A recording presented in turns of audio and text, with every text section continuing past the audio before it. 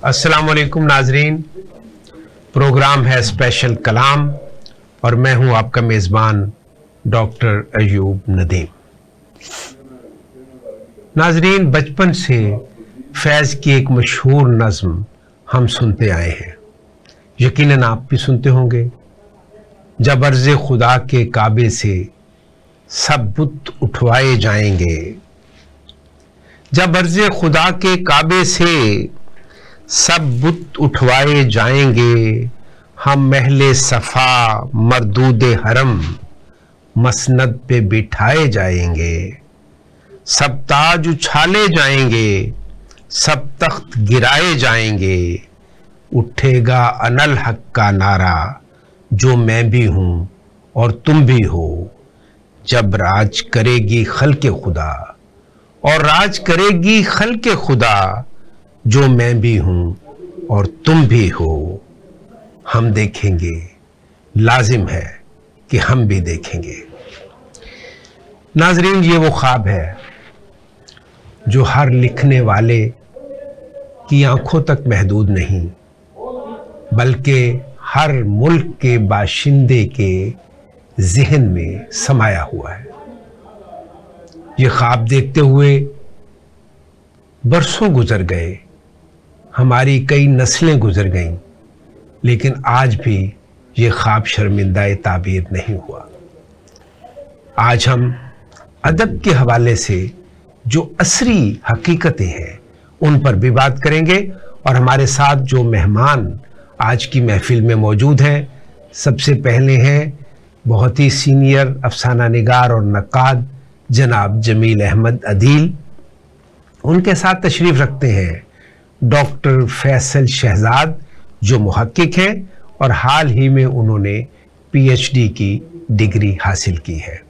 उनके साथ हमारे तीसरे मेहमान जो रहीम यार खान से तशरीफ़ लाए हैं और शायरी में खासी धूम मचाए हुए हैं, वो हैं जनाब शहबाज नैयर।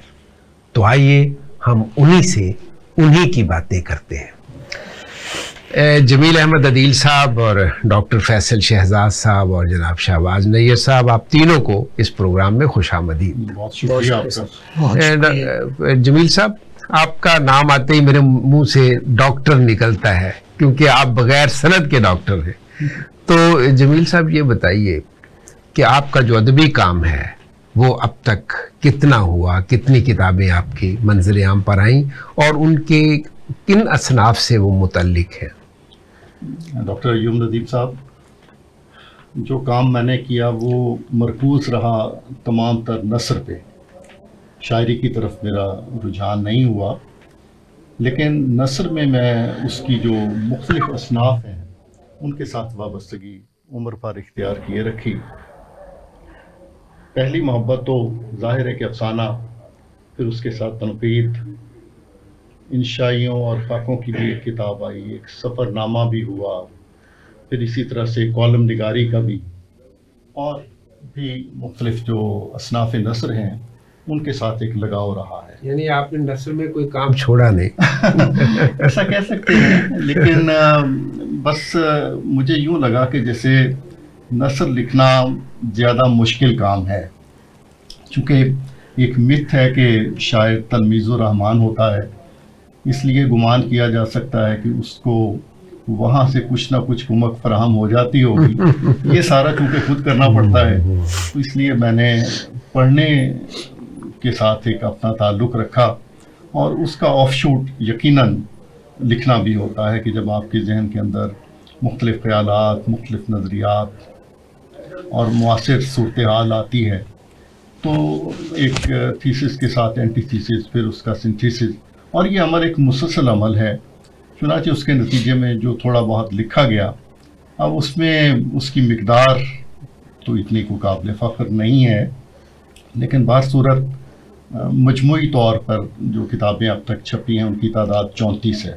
34 है, माशाल्लाह। सबसे ज्यादा किस सिन्फ में आपकी किताबें? अफसाने में कुछ 7-8 मजमूए उसके छपे हैं, तो सर फहरिस्त यही है। यानी आपकी जो शदीद तरीन मोहब्बत है वो अफसाना है। उसका महवर और मरकज़ बिलाशुबा अफसाना है, اور اس کے ساتھ ساتھ ڈاکٹر ایوب ندیم صاحب افسانے کی تنقید بھی میری پہلی ترجیح میں رہی. تو اس لیے جب نقاد کہتے ہیں تو یوں گمان ہوتا ہے کہ شاید یہ ہر صنف پر تنقید کرنے کی اہلیت رکھتا ہے شخص. تو ایسا مجھے دعویٰ نہیں، چونکہ فکشن کے ساتھ میرا لگاؤ تھا. ایک ناولٹ بھی لکھا تو افسانہ بھی. تو جب میں نے لکھنے کی ابتدا کی تھی اس وقت سچی بات ہے مجھے جو افسانے کی پوئٹکس یا اس کی شعریات ہے اس کے بارے میں صفر معلومات تھی. اپنے ایک اسی جو ایک تخلیقی جوش ہوتا ہے اس کے اندر لکھنا شروع کیا، لیکن بعد میں نے اس پر تھوڑا سا اپنے آپ کو کنسنٹریٹ کیا کہ آخر یہ عالمی سطح پہ ایک اسٹیبلشڈ صنف ہے، تو اس کی جو مبادیات ہیں یا اس کے ساتھ جو وابستہ اس کی ڈائنامکس ہیں ان سے بھی آگہی ہونی چاہیے. تو جب میں نے وہ چیزیں پڑھی تو پھر سچی بات ہے کہ تخلیق کے اندر ایک معیار اپنے آپ پھر ترازو ہوتا ہے. اب پتہ نہیں اس کا اظہار مجھ سے ہو سکا ہے یا نہیں ہو سکا، لیکن بہر صورت اس پر میرا ارتکاز ضرور رہا، افسانے کی تنقید پر. صحیح. اچھا جی ڈاکٹر فیصل شہزاد صاحب، یہ جو آج افسانہ لکھا جا رہا ہے اور جس کا ذکر بھی کیا، افسانہ جو ہے اب یہ کن موضوعات کا متقاضی آپ کو نظر آتا ہے کہ افسانے میں کیا کچھ ہونا چاہیے؟ ایک تو یہ ہے نا، ایک نظریہ تو یہ ہے کہ ادب برائے ادب، ٹھیک ہے آپ نے ایک تصور پیش کر دیا. ایک وہ ہے جو آپ کیپسول میں کوئی میڈیسن بھی دے دیتے ہیں. جی جی. تو میڈیسن دینے کا عمل جو ہے یہ بھی تخلیق کا حصہ ہے. تخلیق کا حصہ. تو آپ کیا سمجھتے ہیں کہ ایسے کون سے موضوعات ہیں یا ایسی کون سی باتیں ہیں جو افسانے میں پہلے نہیں آئیں اور اب ان کی ضرورت ہے؟ ڈاکٹر صاحب، آج کل کا جو اس وقت سچویشن، جو حالات جا رہے ہیں، اس کے تناظر میں اگر دیکھا جائے تو اشد ضرورت ہے کہ ہم تھوڑا سا روایت سے نکل کر جو ہے وہ جدید نظریات کی طرف جو ہے وہ آئیں اور دیکھیں کہ اس وقت جو ہے وہ ہماری ضرورت کیا ہے. اور اگر اس ضرورت کو جو ہے وہ دیکھا جائے تو اس اعتبار سے میرا ایک خیال ہے کہ بہت سارے ایسے موضوعات ہیں کہ اس وقت جو ہماری آنکھوں کے سامنے جو ہے وہ چل رہے ہیں اور ان پر جو ہے وہ بات نہیں کی جاتی، ان کو معمولی اور نارمل جو ہے وہ سمجھ کر چھوڑ دیا جاتا ہے. بیسیکلی زندگی کی حقیقت اصل میں وہی ہے کہ انسان کی جو زندگی ہے وہ کن پیراؤں پہ چل رہی ہے، کن دکھوں کے ساتھ چل رہی ہے، اور ان دکھوں کا مداوا جو ہے وہ کیسے کیا جا سکتا ہے. تو اس اعتبار سے ہمیں جو ہے وہ جو ہمارے سامنے مناظر ہیں، جو چھوٹی چھوٹی جزیات ہیں، ان کو جو ہے وہ دیکھنا ہوگا کہ وہ ہمارے گلی دروازے سے باہر نکلتے گلی میں جو ہے وہ ہمیں ایک افسانہ جو ہے وہ مل جاتا ہے. ہم باہر جب دفتر جب ہم گلی میں نکلتے ہیں تو وہ کوئی آوازیں پا نہیں ہوتی، نہ وہ جھونکا ہوتا ہے، بلکہ وہ تو کوئی بہت ہی سخت گیر قسم کا ڈنڈا ہوتا ہے. ایسا ہی ہے، ایسا ہی ہے. تو اسی اعتبار سے ہم دفتر جاتے ہیں، اپنے کام پہ جاتے ہیں، تو ہمیں بے بہا وہاں پہ جو ہے وہ ایسی کہانیاں، ایسے جو ہے وہ چیزوں سے ہمیں سامنا ہوتا ہے کہ جن پر ہم قلم جو ہے وہ اٹھا سکتے ہیں، اور وہ ضروری ہے اس دور کے اندر. جی شہباز نیر صاحب، آپ ماشاءاللہ شاعر ہیں، تو شاعری میں جو ایک عصری حیثیت ہے وہ کس حد تک آپ سمجھتے ہیں کہ موجود ہے؟ سر پہلے تو ایوب ندیم صاحب بہت محبت، بہت شکریہ کہ میں لاہور آیا تو آپ نے مجھے آپ نے اس چینل کے توسط سے، اسپیشل ٹی وی کے توسط سے آپ نے مجھے بہت سے ناظرین سے مخاطب ہونے کا موقع دیا. بہت شکریہ سر، خوش آمدید آپ کو. اور سر شاعری کسی بھی زمانے کی ہو، وہ شاعری اپنے زمانے کو، اپنے دور کو ساتھ لے کر چلے تو وہ رہتی ہے، اور اس کو بھی ادبی معیار پر پورا اترتے ہوئے لے کر چلے تو وہ رہتی ہے. اور اس زمانے میں ظاہر ہے اب جس طرح کی افراط و تفریط ہے، جس طرح کی دوڑ دھوپ لگی ہوئی ہے، جس طرح ہم احساسات سے عاری ہوتے جا رہے ہیں، اور جس طرح ہم اب سر کبھی داستان، ناول، افسانہ، افسانچہ، فکشن، مائکرو فکشن پہ آ گئے ہیں کہ مختصر ترین وقت میں بس جلدی سے پیغام ڈیلیور ہو جائے، اور ہم وہ 3.5 گھنٹے کی فلم سے کم ہوتے اب ہم آگے سر کوئی آدھے منٹ کا، 1 منٹ کا، 1.5 منٹ کا ٹک ٹاک کا کلپ، جہاں زندگی میں ہم سر یہاں پہ آ گئے ہیں کہ ہم کچھ سیکھنے کے بجائے صرف سننا چاہتے ہیں، وقتی لذت یا وقتی تسکین چاہتے ہیں. اب ہم ہماری زندگی کے تقریباً ہر موضوع اور ہر رویے پر یہی ایک چیز حاوی ہو چکی ہے. آپ نئی نسل کو دیکھیں تو کسی بھی چیز میں نہ تو مستقل مزاج ہیں اور نہ ہی کچھ آگے کا سوچتے ہیں. بس وہ اس وقتی انٹرٹینمنٹ کی طرح وقتی ان کا زاویہ نظر یا جو نظر کا احاطہ ہے وہیں تک محدود ہے.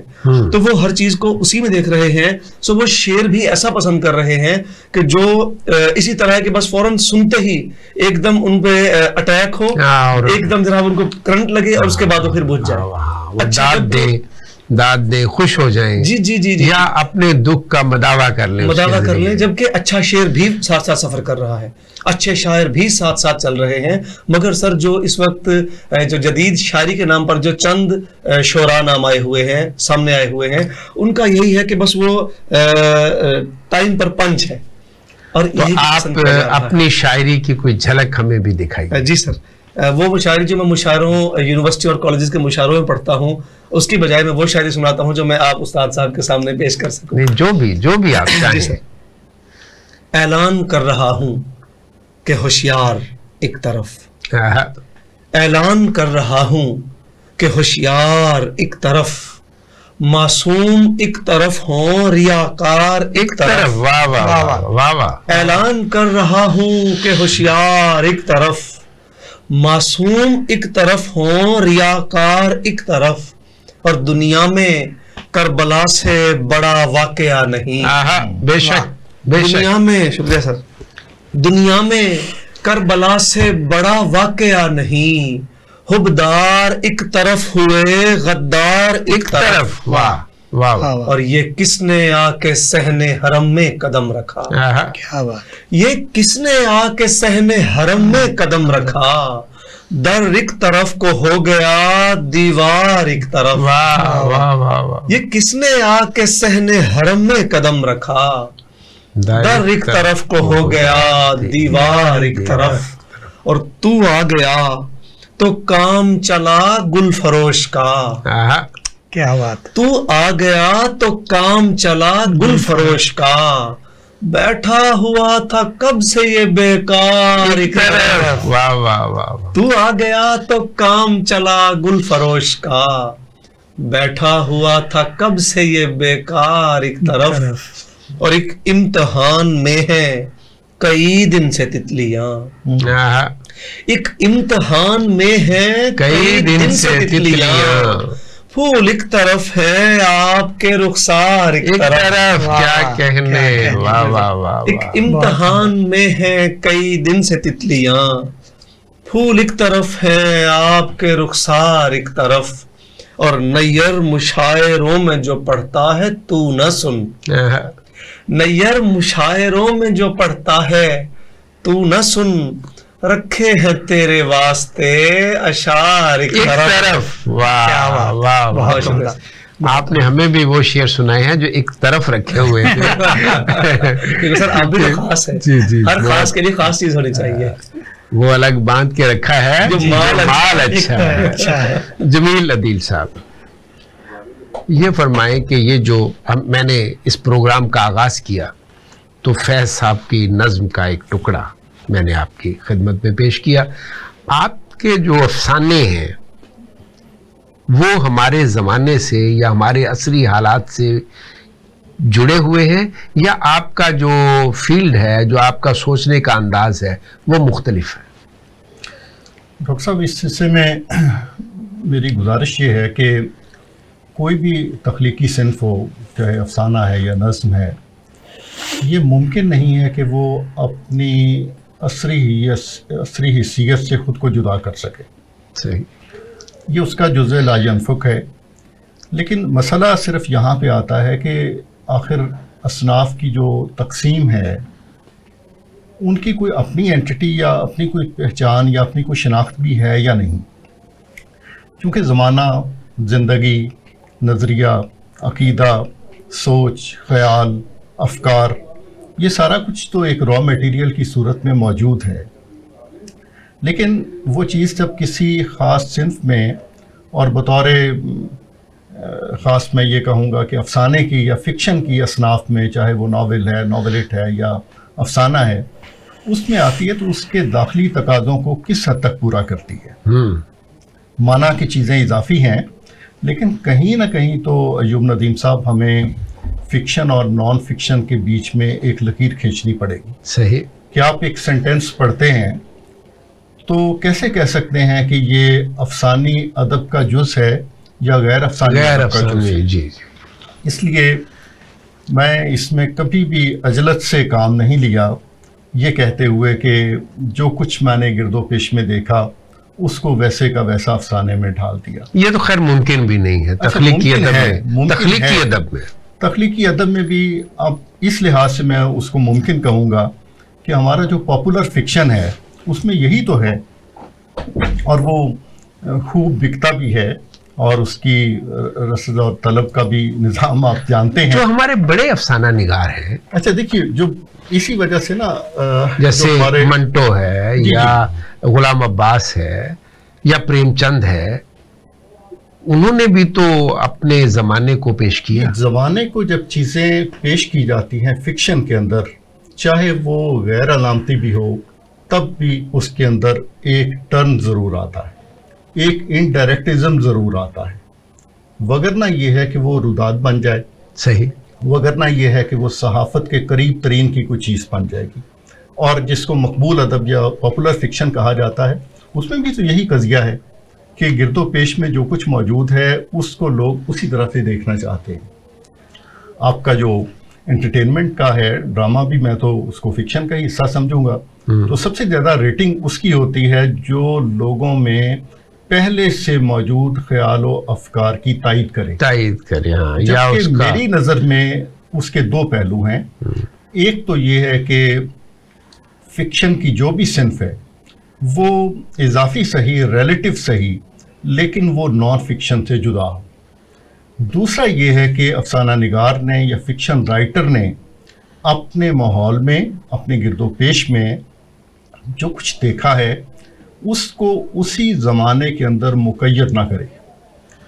وگرنہ ایک زمان کا تناظر جتنا محدود ہوتا چلا جائے گا، لوکیل اس کا جتنا سمٹتا چلا جائے گا، وہ چیز اتنی جلدی اپنی موت آپ مر جائے گی.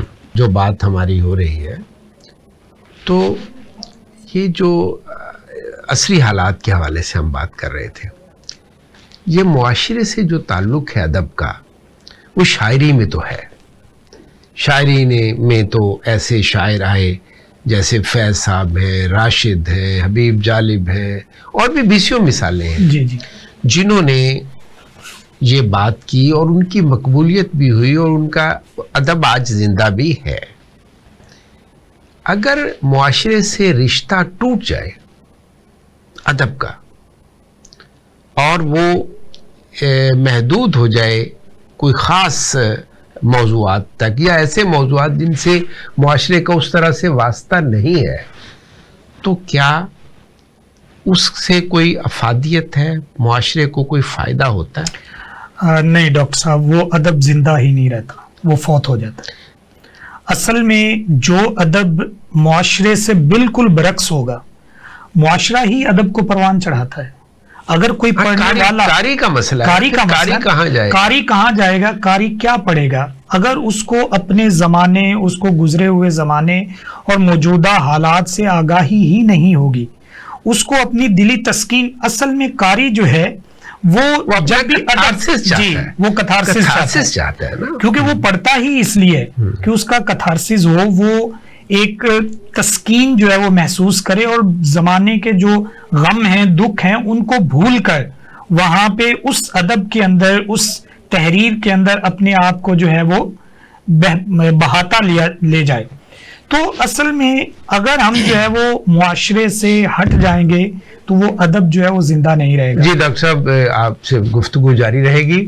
شہباز میّر صاحب، آپ کچھ کہنا چاہتے تھے اس حوالے سے؟ جیسے بات ہوئی کہ جی عدیل صاحب نے فرمایا کہ جو آج کل کا جو ادب ہے، افسانہ ہے یا جو فکشن تخلیق ہو رہا ہے، وہ جیسا گرد و پیش میں دیکھا جا رہا ہے اس کو ویسے لے آیا جاتا ہے. وہ بھی ایک طریقہ بتایا. میرا خیال ہے سر سید نے بہت بڑا کام کیا.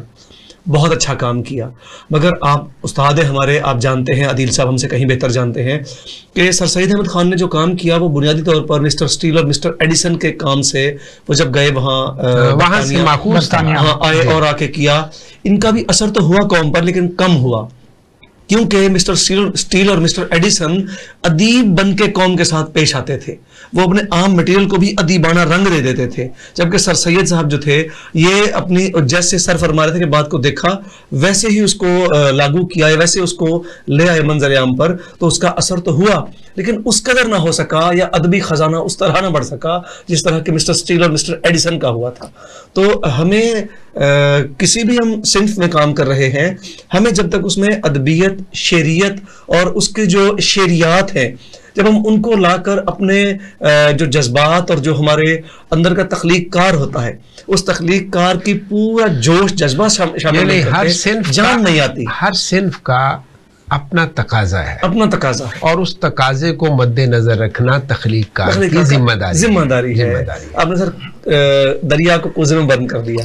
آپ نے بات اچھی کی ہے تو کلام بھی سنائیے۔ جی سر، تمہیں ہمارے ہی دوستوں کی جو صف سے امداد مل رہی ہے، واہ، تمہیں ہمارے ہی دوستوں کی جو صف سے امداد مل رہی ہے، تبھی نشانہ خطا نہیں ہے، ہدف سے امداد مل رہی ہے، واہ واہ واہ واہ اور تمہاری ان جھوٹی عظمتوں کو حقیقی عزت نہیں ملے گی، واہ، تمہاری ان جھوٹی عظمتوں کو حقیقی عزت نہیں ملے گی، تمہاری دستار کی اکڑ کو کلف سے امداد مل رہی ہے، واہ واہ واہ واہ واہ واہ، تمہاری کمال کلف کا ہے۔ کلف، جی سر ایسا ہی ہے۔ تمہاری ان جھوٹی عظمتوں کو حقیقی عزت نہیں ملے گی، تمہاری دستار کی اکڑ کو کلف سے امداد مل رہی ہے، اور کبھی کوئی اپنے نرم ہاتھوں سے میرے اشکوں کو پہنچتا تھا، واہ، جی واہ، کبھی کوئی اپنے نرم ہاتھوں سے میرے اشکوں کو پہنچتا تھا،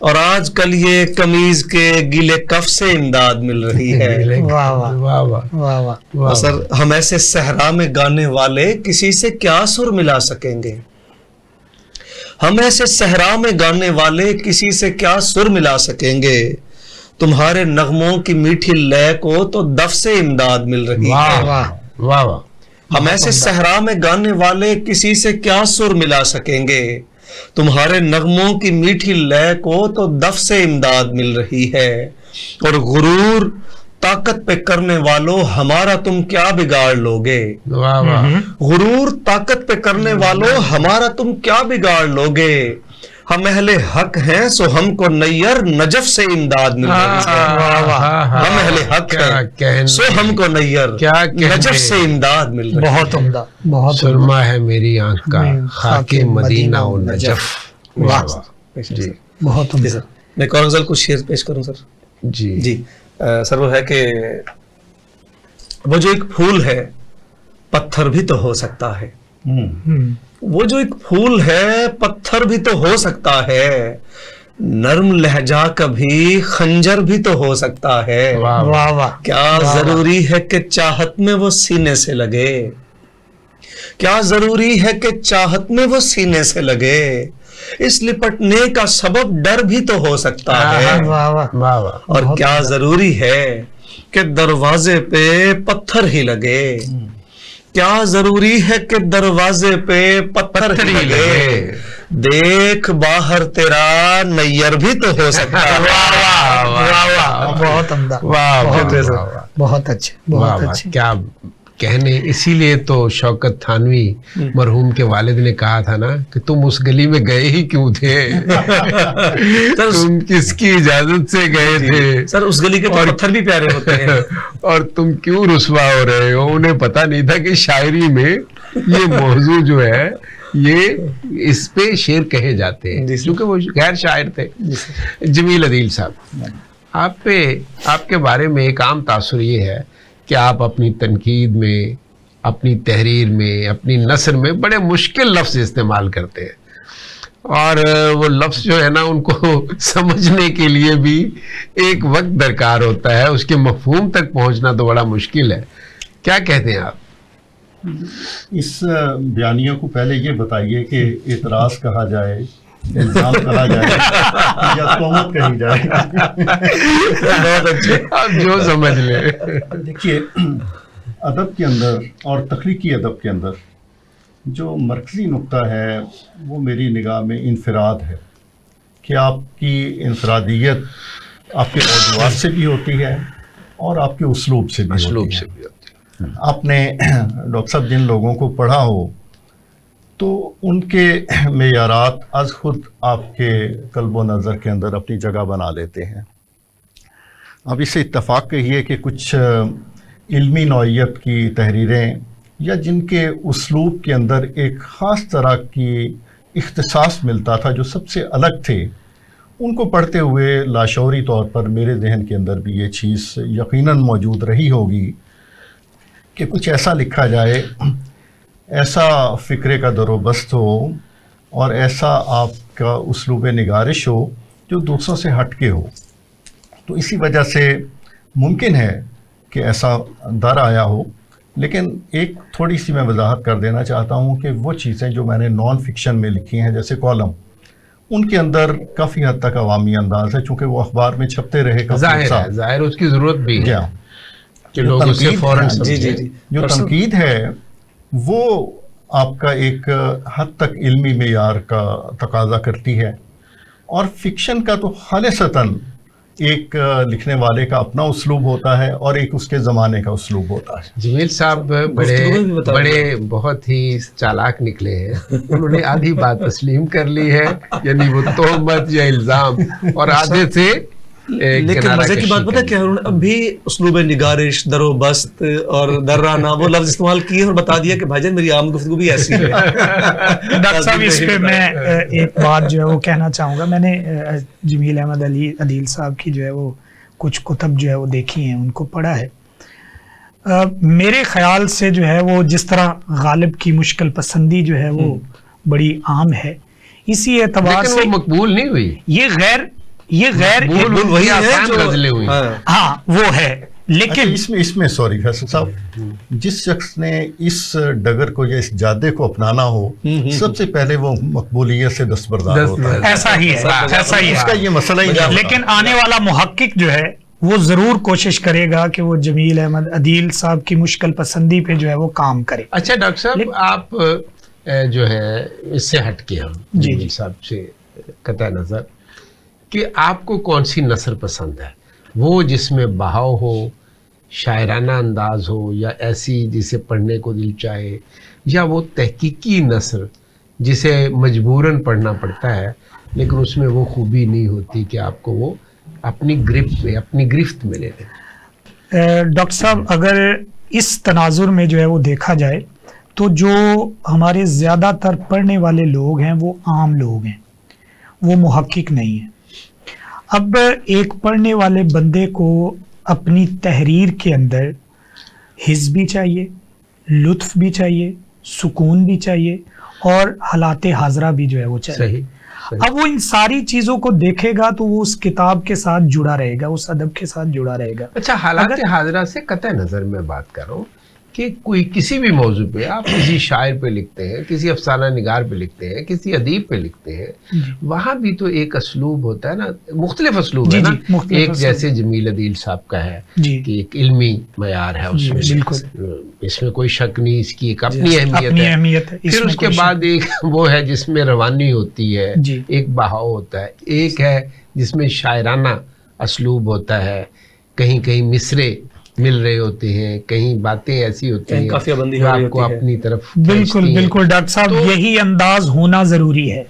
یعنی میں آپ کی ذاتی پسند جی میں میری بھی یہی پسند ہے کہ اس میں بہاؤ ہونا چاہیے، اس میں جو ہے وہ شعر و سخن کا جو ہے وہ تڑکا ہونا چاہیے، تاکہ جو قاری ہے اس سے محظوظ ہو سکے، قاری اس سے جو ہے وہ لطف اندوز ہو سکے، نہ کہ وہ بور ہو جائے. اور لطف اندوز ہوتے ہوتے پھر رائٹر کے قبضے میں آ جائے. جی ایسا ہی وہ جو اسے بتانا چاہتا ہے، کہنا چاہتا ہے، جو سبق پڑھانا چاہتا ہے، اسی اعتبار سے جو منظر دکھانا چاہتا ہے وہ قاری کو نظر آنے لگے. وہ چیزیں ہمیں اس میں آپ کے مداخلت کر رہا ہوں. ہم رائٹر کے اینڈ سے تو ساری گفتگو کر رہے ہیں، اس میں قاری کی طرف سے بھی ہو کے دیکھیں کہ کون سا قاری. چونکہ قارئین جب ہم لفظ استعمال کرتے ہیں اس میں تمام ریڈرز، تمام خوانندہ نہیں آتے، اس میں بھی سلیکٹڈ ہوتے ہیں. جی جی. تو اسی لیے آپ دیکھیں کہ اگر اس معیار کو اپنا لیا جائے بالفرض محال کہ یہ مقبول بہت ہے اور قارئین میں اس کے لیے پذیرائی بہت ہے، تو پھر ہمیں اس لٹریچر کو اعلیٰ اور صف اول کا لٹریچر ماننا پڑے گا جن کے خوانندگان بہت زیادہ ہیں. اگر ہم اس معیار کو مانیں گے تو ایک خاص نوعیت کی ادبی گمراہی کا سبب بنیں گے. صحیح. اب ایک خاتون جس کے لاکھوں کی تعداد میں ناول چھپ رہے ہیں اور بک رہے ہیں، اس کے مقابلے میں کسی کا نام نہیں لیا آمدن، اس کے مقابلے میں انتظار حسین کو کتنا پڑھا جاتا ہے، قرۃ العین حیدر کو کتنا پڑھا جاتا ہے. لیکن ان کا مقام بولا جی ہاں، اس لیے کہ ان کے قارئین علیحدہ ہیں. تو اس وجہ سے ان کے آربٹس اور ان کے مدار بھی قائم کرنے پڑیں گے. جب ہم قارئین کا کہیں گے وہ ہمیں پھر نیچے کھینچیں گے اور نیچے کھینچیں گے. کہتے ہیں کہ کوئی ایسا لفظ مت استعمال کیجئے جو لغت میں سے ہمیں دیکھنا پڑے گا. وہ بھائی لغت کس لیے ایجاد ہوئی ہے؟ لغت بنائی کس لیے جس ہے؟ لفظ کا مشتاق احمد یوسفی نے کہا تھا کہ رائٹر ایک لغت کی مدد سے کبھی نہ لکھے، اس کے پاس 7 لغات ہونے چاہیے. تو انگریزی کا اور آپ کے عربی کا، فارسی کا، ہندی کا، اردو کا، کم از کم یہ 4-5 السنہ ایسی ہیں جن کا ہمارا مقامی رائٹر جن سے آگاہ ہو، اور پھر وہ اپنے لکھتے ہوئے یوں نہیں ہے کوئی لفظوں کی برمار کر دینی ہوتی ہے یا دوسرے کو مروب کرنا ہوتا ہے. دیکھنا یہ ہوتا ہے ڈاکٹر صاحب کہ کس مقام پر کون سا لفظ اپروپریٹ ہے. صحیح. اور اس وجہ سے ایک نئی لسانی تشکیل اس میں وجود میں آ جاتی ہے. تو کوئی بات نہیں، تھوڑی سی مشکل بھی ہو تو اس کو قبول کرنا چاہیے. بالکل جی، قبول کر لیا. زندگی کی طرح کچھ مشکلات بھی قبول کی جائے. شہباز نیر صاحب، سر آپ ماشاءاللہ شاعر ہیں، اور آپ شاعری کی کتاب اپنی لے کر کسی پبلشر کے پاس چلے جائیں.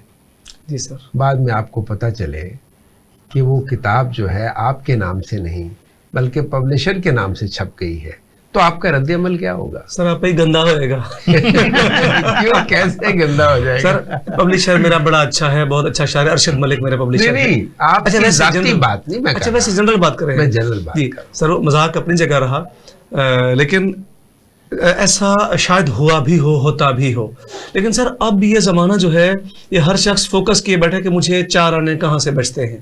اب لوگ ادبی نام بنانے اور کمانے سے سوائے اوریجنل تخلیق کاروں کے کسی کو یہ للک، یہ شوق، یہ ذوق نہیں رہ گیا. اور اب لوگ اوریجنل کی بات کر رہا ہوں.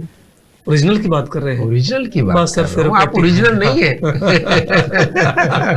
آپ کی مثال دی ہے. میں نے کہا کہ اوریجنل شاعر کی اوریجنل شاعر سر وہ تو چاہتے ہیں کہ شہرت ملے، پبلشر چاہتے ہیں بس اب پیسہ آئے، نام بڑھے اور ہمیں مال ملے، اور انہیں اور کچھ نہیں چاہیے. ہاں یہ تو ہے، لیکن اگر کسی پبلشر کے نام سے آپ کی کتاب چھپ جائے جی تو آپ کی کیفیت کیا؟ جی سر، اگر یہ بات آپ کرتے نا مجھ سے تقریباً 2010 سے پہلے کا یہ واقعہ ہوتا تو پبلشر کامیاب ہو جاتا.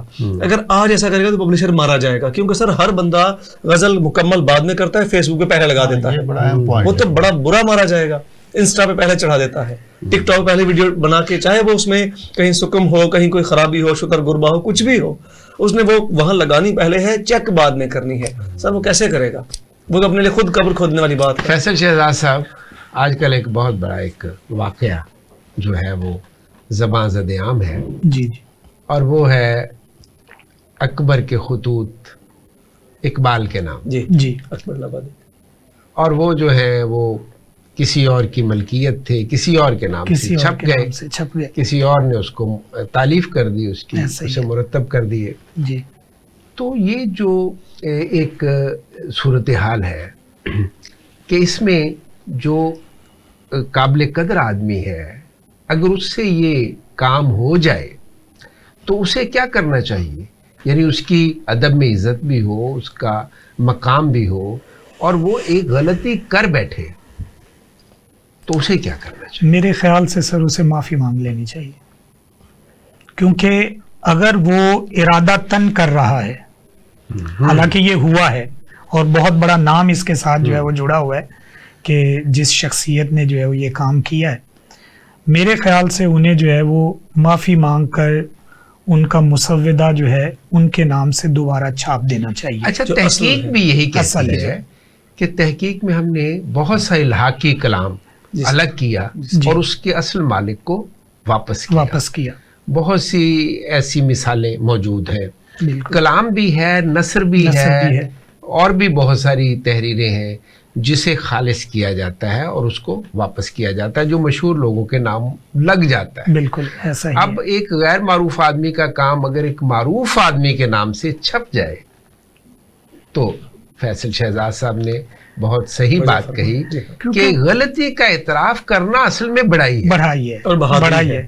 وہ تو آلریڈی مشہور ہے، اس کو میرے خیال سے اس شہرت کی ضرورت نہیں ہے. اگر وہ یہ غلطی شیطان کے بہکاوے میں آ کے انسان بڑا کچھ کر لیتا ہے، اگر وہ غلطی کر بیٹھا ہے اور معاشرے کو اس غلطی کا جو ہے وہ ادراک ہو چکا ہے، پتہ چل چکا ہے، اب تو کوئی چیز چھپتی نہیں ہے. کوئی چیز چھپتی نہیں ہے. یہ وہ زمانہ ہے، آپ جی. یقین جانیں آپ 7 پردوں میں چھپ کر ایک بات کریں جی ایسا تو ہی وہ ہے. بات پہنچ جاتی ہے. بالکل. ابھی اب نیئر تو صاحب نے آپ چھپا ہی نہیں سکتے. نیئر صاحب کی بات جو ہے وہ بالکل ٹھیک ہے کہ اب انسٹاگرام، فیس بک، سوشل میڈیا جو ہے وہ ہر چیز کو عیاں کر دیتا ہے اور ہر تخلیق کار اپنی پہلی تخلیق جو ہے وہ وہاں پہ ایڈ کرتا ہے. اب پتہ چلا ہے کہ دیواروں کے بھی کان ہوتے ہیں. بالکل. جمیل عدیل صاحب آپ کیا کہیں گے اس حوالے سے؟ دیکھیے، اس کا ایک اخلاقی پہلو ہے اور ایک اس کا قانونی پہلو ہے. میرے دونوں دوستوں نے اس پہ بڑی کمپریہنسو گفتگو کی ہے. میں اصولی طور پہ بھی بات کرنا چاہوں گا اور خاص طور پہ اس جو قضیہ کریٹ ہوا پچھلے دنوں اس پہ بھی بہت مختصر سی اپنی رائے دینا چاہوں گا.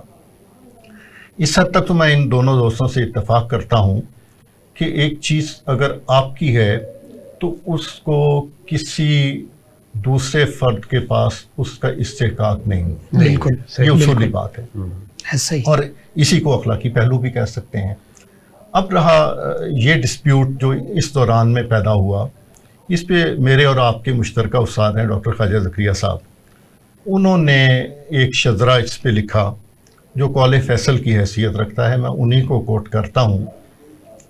ان کا یہ کہنا ہے کہ اس کو باقاعدہ پروب کیا جائے، چونکہ یہ ایک ادارے کی ذیلی شاخ جو ہے جو طباعت کا کام کرتی ہے، وہاں سے یہ اس فورم سے یہ کام ہوا. چنانچہ اس ادارے کے جو سربراہ ہیں ان کو چاہیے کہ سینئرز محققین پر یا وہاں کے اساتذہ پر مشتمل ایک کمیٹی بنائے اور اس میں طرفین یا فریقین کو طلب کیا جائے اور دونوں کا نقطہ نظر سنا جائے کہ یہ تو ڈاکٹر ایوب ندیم صاحب نہیں ہوا کہ جس شخصیت نے ان خطوط کا مقدمہ یا تحشیہ یا دوسرا اس کا کام کر کے اس کے حواشی وغیرہ لکھ کر اس کو مکمل کیا ہے، انہوں نے اس کو کہیں سے چرایا نہیں. وہ صاحب اب تک جو ٹوٹی ہوئی اطلاعات ملی ہیں کہ ان تک پہنچا کر گئے. جی پہنچا کر گئے چھپوانے کے لیے. جی ہاں، چھپوانے کے لیے. لیکن اس پر کوئی مقدمہ، کوئی دیباچہ، کوئی پیش لفظ، کوئی اس کے حواشی، کوئی اس کی تصحیح متن، کسی نوعیت کو کوئی کام نہیں تھا. ایک را چیز تھی. اب انہوں نے چھاپ لیا. سوال یہ ہے کہ ان کا سٹانس کیا ہے اور ان کا نقطہ نظر کیا ہے. چونکہ ہم جب کوئی بات کرتے ہیں تو ایک جگہ پر ایک پوائنٹ پر رہ کر اس اینگل سے چیزوں کو دیکھ کے بات کرتے ہیں. تو جب دونوں کو سنا جائے، اور اس پہ مفروضہ طور پہ حاجی زکریا صاحب نے یہ کہا کہ یہ چیز طے ہے کہ یہ ملکیت ان کی تھی. جی ٹھیک ہے. اب یہ ہے کہ اس کو ری پبلش کیا جائے اور اس پر ان شخصیت کا بھی نام دیا جائے جو ابتدا میں اس کی کسٹوڈین تھی. بالکل. اور دونوں کا حوالہ دیا جائے. یہ ضروری ہے. اور پھر اس کے بعد توارث میں یا وراثت میں جن کے ان کے پوتے کو یہ منتقل ہوئی ان کا بھی نام دیا جائے. اور آخری بات اس ضمن میں یہ ہے کہ جن صاحب نے یہ کام کیا ہے آخر ان کی محنت ہے، ان کو بھی شامل کیا جائے. اس طرح سے انہوں نے کہا کہ اس کے 3 مؤلف ہوں اور ان کا سر ورق پہ نام آئے. اس طرح سے یہ قضیہ حل. ڈاکٹر صاحب بہت اچھی بات، بہت اچھی بات. بات یہ ہے کہ میری زمین پر کوئی مکان بنائے اور پھر اس کی تراش خراش کر دے تو وہ مکان اس کا نہیں ہو سکتا. نہیں ہو سکتا. مکان میرا ہی رہے گا. بالکل ایسا ہی ہے. اور اگر اس میں کوئی ضرورت تھی تو جو پبلشر ہے اس کو چاہیے تھا کہ وہ انہی صاحب کو بلاتے ان سے کہ بھئی یہ چیزیں جو ہیں اس میں حواشی اور تعلیقات کی ناکافی ہیں، انہیں مکمل کیجئے. یہ ہے دیانتداری کا تقاضا. سر میں ناظرین، ہمارے پاس ایک ہی راستہ ہے، اوپر سے لے کر نیچے تک، سیاست، معاشرت، ادب، کوئی بھی شعبہ ہو، ایک چیز اپنا لیں، دیانتداری. سارے مسئلے حل ہو جائیں گے. اس کے ساتھ ہی آج کے پروگرام سے ڈاکٹر ایوب ندیم کو اجازت دیجیے. اللہ حافظ.